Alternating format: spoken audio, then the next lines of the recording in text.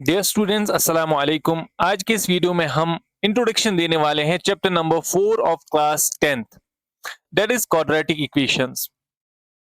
अब इसमें क्या क्या चीजें कवर होंगी वो यहाँ पे लिखा हुआ है।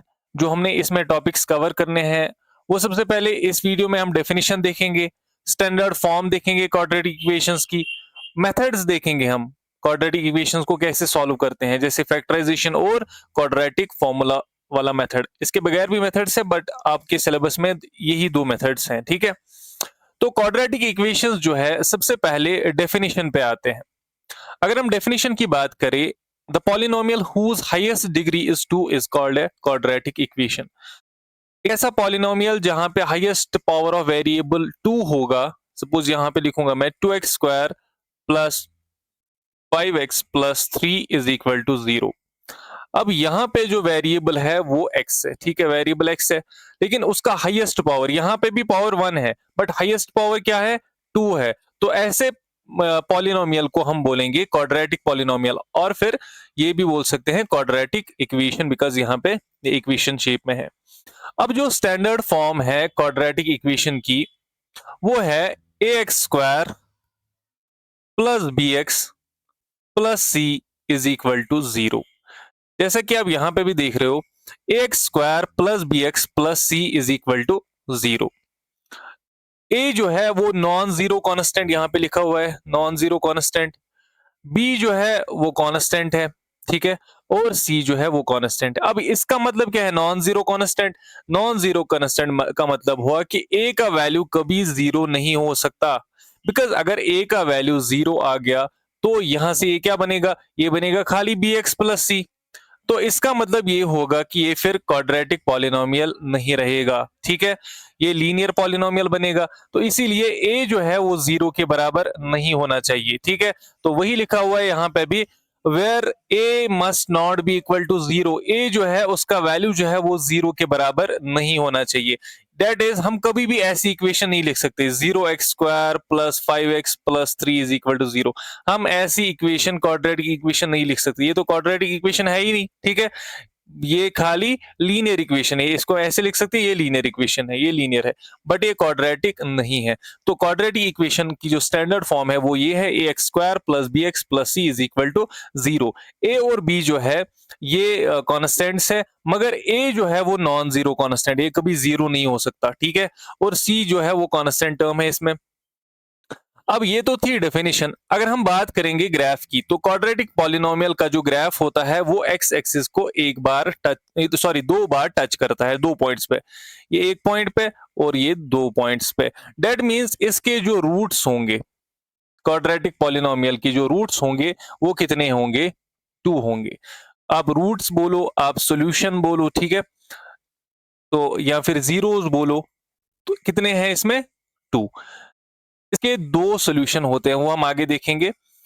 और ये तो था डेफिनेशन वाला पार्ट। अब आगे बढ़ते हैं हम, जो हमें इसमें पढ़ना है, जो हमारे मेथड्स हैं, methods of solving quadratic equation. उन मेथड्स में सबसे पहला मेथड जो है वो यूजिंग क्वाड्रेटिक फॉर्मूला, यहां पे लिखा हुआ है, क्वाड्रेटिक फॉर्मूला को हम यूज कर सकते हैं, ठीक है। और इस क्वाड्रेटिक फॉर्मूला की मदद से जो हम रूट्स हैं वो निकाल सकते हैं। यहाँ पे क्वाड्रेटिक फॉर्मूला है। अब क्वाड्रेटिक फॉर्मूला है क्या, ये हम देखेंगे इस पर्टिकुलर वीडियो में, और साथ साथ में हम ये भी देखेंगे कि जो इसके बाद फैक्टराइजेशन है वो क्या होता है। अब क्वाड्रेटिक फॉर्मूला किसके बराबर, रूट निकालने के लिए जो x है उसका वैल्यू क्या हो सकता है, minus b plus minus under root of b square minus 4ac divided by 2a। ये जो फॉर्मूला है ये आपको याद रखनी है, ठीक है। ये फॉर्मूला जब आप याद रखोगे तो ये रूट के अंदर वाला पोर्शन जो है ये बी स्क्वायर माइनस 4ac वाला पोर्शन, तो इसको हम बोलते हैं डिस्क्रिमिनेंट, डिस्क्रिमिनेंट, ठीक है। तो डिस्क्रिमिनेंट किसके बराबर होगा, बी स्क्वायर माइनस 4ac के बराबर।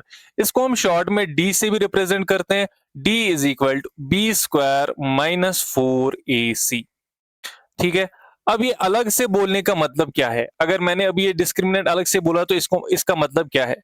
देखिए, इसकी 3 कंडीशंस, अलग-अलग कंडीशंस हो सकती है। अगर डी जो है वो 0 से बड़ा होगा, अगर डी का वैल्यू आप निकालोगे इक्वेशन में और डी का वैल्यू अगर 0 से बड़ा होगा, देन ये जो पर्टिकुलर इक्वेशन होगी उसमें एक तो रियल रूट्स होंगे और फिर डिस्टिंक्ट रूट्स होंगे। यानी कि एक तो रियल होंगे और अलग-अलग रूट्स होंगे। 2 रूट्स तो होने हैं, एक तो वो रियल होंगे और साथ-साथ में अलग-अलग भी होंगे। बट अगर डी जो है वो 0 के बराबर हुआ, तो रूट्स तो रियल होंगे ही होंगे, ठीक है? लेकिन साथ-साथ में रूट्स जो है वो इक्वल होंगे, ठीक है? इक्वल रूट्स होंगे। और अगर डी जो है वो 0 से छोटा हुआ, तो इसका मतलब ये हुआ कि इसके रियल रूट्स नहीं होंगे, तो हम लिखेंगे no real roots exist. Real roots नहीं होंगे, ठीक है? अगर इसके रूट्स होंगे भी तो वो इमेजिनरी होंगे, रियल तो नहीं होंगे। तो अगर ये केस हमें आया कहीं पे भी, तो हम फर्दर कोई मेथड यूज नहीं करेंगे। ये 2 केसेस के लिए हम मेथड्स यूज करने वाले हैं, चाहे वो क्वाड्रेटिक फॉर्मूला हो, चाहे वो फैक्टराइजेशन वाला हो, ठीक है? तो अगर हमें यहाँ पे सपोज मैं कोई क्वाड्रेटिक पॉलिनोमियल लूंगा, सपोज यहाँ पे लेंगे 5x square plus 2x plus 3 is equal to 0। Suppose ये क्वाड्रेटिक इक्वेशन है, हमें क्या देखना है, हमें क्वाड्रेटिक फॉर्मूला यूज करनी है। तो x किसके बराबर होता है, minus b plus minus square root of b square minus 4ac divided by 2a। तो सबसे पहले हम डिस्क्रिमिनेंट चेक करेंगे, वो डिस्क्रिमिनेंट किसके बराबर होगा, बी स्क्वायर माइनस 4ac के बराबर। तो बी स्क्वायर, बी तो ये वाली टर्म है, ठीक है, ये है a, इधर है ये b और ये है c। अब बी स्क्वायर किसके बराबर है, 2 स्क्वायर माइनस 4 इंटू ए के बदले 5 और सी के बदले 3, तो वो बनेगा 2 2 आर 4 माइनस यहां से आएगा 5 4 आर 23 आर 60। तो आंसर डिस्क्रिमिनेंट का वैल्यू कितना आएगा, -56। दैट मींस देखो अब डी का वैल्यू आया लेस देन 0, तो इसके रूट्स, इसके जो सोल्यूशन वो नहीं होंगे, ठीक है? हम लिखेंगे नो रियल रूट्स एग्जिस्ट, ठीक है? तो ये था क्वाड्रेटिक फॉर्मूला के बारे में। इस पे हम डिटेल्ड जो वीडियो है वो जब हम पर्टिकुलर एक्सरसाइज पढ़ेंगे क्वाड्रेटिक इक्वेशंस की, मोस्ट प्रोबेबली सेकंड एक्सरसाइज की थर्ड एक्सरसाइज में आता है वो क्वाड्रेटिक फॉर्मूला, हम वहां पे अच्छे से यूज करेंगे और उस टाइम पे भी हम देखेंगे कि कैसे हम क्वेश्चंस को सॉल्व करते हैं, ठीक है? फिलहाल ये इंट्रोडक्शन का वीडियो है, इसमें हम ज्यादा नहीं लेंगे, या अगर आप चाहते हो तो हम आपके लिए जो है एक और एग्जाम्पल ले सकते हैं, ठीक है? देखिए, एक और एग्जाम्पल यहां से लेंगे। अगर मैं यहाँ पे लिखूं suppose x square minus 3x minus 10 is equal to 0। अभी इसका भी डिस्क्रिमिनेंट देखते हैं, डिस्क्रिमिनेंट किसके बराबर होगा, बी स्क्वायर माइनस 4ac, ठीक है? वो किसके बराबर होगा, बी स्क्वायर का मतलब 3 स्क्वायर यहाँ पे माइनस 4 इंटू ए के बदले 1 इंटू सी के बदले 10। तो यहाँ पे भी 9 माइनस 10 9 माइनस 40, तो यहाँ पे -32 आ रहा है, तो इसके भी रियल रूट्स एग्जिस्ट नहीं कर रहे हैं, ठीक है? तो अब हम यहाँ से कोई और एग्जाम्पल ही लेते हैं जो जिसमें एग्जिस्ट करेगा, ठीक है? जैसे यहाँ से लेते हैं x square minus 20x plus 2 is equal to 0। अब इसका देखते हैं, ठीक है? डी किसके बराबर होगा, B square minus 20 square minus 4ac, 4 into A के बदले 1 और सी के बदले 2। अब यहाँ पे 20 400 हुआ माइनस 4 2 आर 8, तो यहां से आया 392। देखो अब डिस्क्रिमिनेंट जो यहाँ पे है, डिस्क्रिमिनेंट ग्रेटर देन 0 है, तो इसके रियल रूट्स होंगे, ठीक है? और साथ साथ में जो इसके डिस्टिंक्ट रूट्स होंगे, अलग अलग रूट्स होंगे, क्योंकि डिस्क्रिमिनेंट जो है वो 0 से बड़ा है। अगर हम इसके रूट्स फाइंड आउट करेंगे यूजिंग क्वाड्रेटिक फॉर्मूला, वो भी हम कर सकते हैं, ठीक है? क्वाड्रेटिक फॉर्मूला सिंपली हम अप्लाई करेंगे, थोड़ा सा मैं आपको दिखाऊंगा कैलकुलेशन के बगैर। x is equal to minus b plus minus square root of b square minus 4ac divided by 2a। ठीक है, अब यहां से माइनस बी का value minus minus three, minus into minus three plus minus square root of b square minus 4ac का value कितना आया 392, इधर से आया डिवाइडेड बाई 2 इंटू 1 2 आया। अब इसको हम सॉल्व करेंगे, ये वैल्यू लिखेंगे, यहां से सॉल्व करेंगे तो x का वैल्यू जो है वो आ जाएगा, और x का वैल्यू प्लस में भी आएगा एक आएगा माइनस में, तो वो दो वैल्यूज हमारे पास आएंगे। ठीक है, तो ये था क्वाड्रेटिक फॉर्मूला। अब हम इसके बाद जो है वो देखते हैं दूसरा मेथड इसका, फैक्टराइजेशन ऑफ पॉलिनोमियल। अब इन्हीं क्वाड्रेटिक इक्वेशन को, क्वाड्रेटिक पॉलिनोमियल को हम फैक्टराइज करेंगे। ठीक है, क्वाड्रेटिक पॉलिनोमियल को, सपोज यहाँ पे पॉलिनोमियल गिवन है x square plus 2x plus 1 is equal to 0। अब फैक्टराइजेशन का तरीका देखिए, यहाँ पे कोफिशिएंट कितना है 1, पहले इन दो को आप मल्टीपल कीजिए 1 ही 1 में। ठीक है, और वो आप साइड में लिख लीजिएगा 1 1 आर 1। अब इसको सुप्लिट करना है, इसको ऐसे सुप्लिट करना है कि सुप्लिटिंग टर्म्स जो भी होंगी उनका सम तो +2 होना चाहिए और उनका मल्टीप्लाई 1 होना चाहिए। फिर से देख लो, पहले तो एक्सट्रीम्स, ये जो यहाँ पे एक्सट्रीम टर्म्स है 1 और 1 जो यहाँ पे कोफिशिएंट है, इनको मल्टीप्लाई करना है आपस में और वो इधर साइड में लिखना है।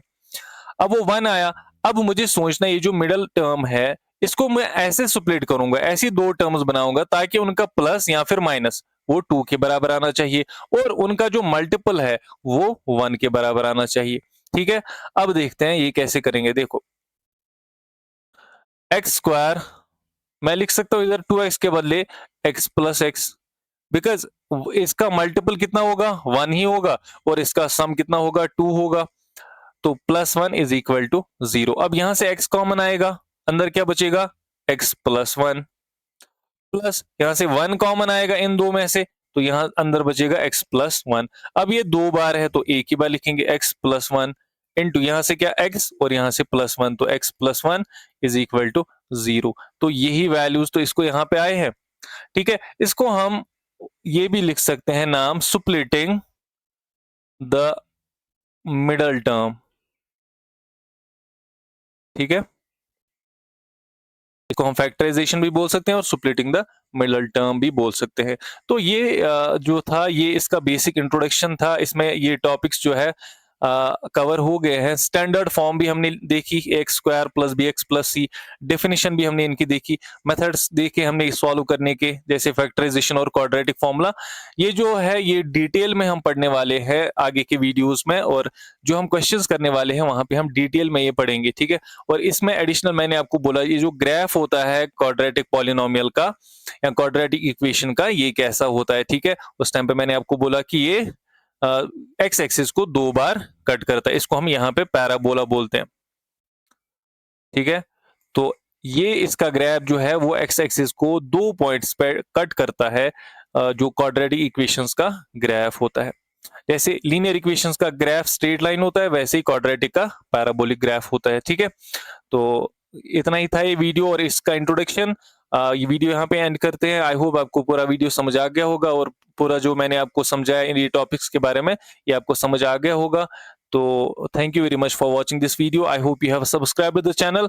अगर आपने अभी तक चैनल को सब्सक्राइब नहीं किया तो काइंडली चैनल को सब्सक्राइब कीजिए और अपने फ्रेंड्स के साथ शेयर कीजिए।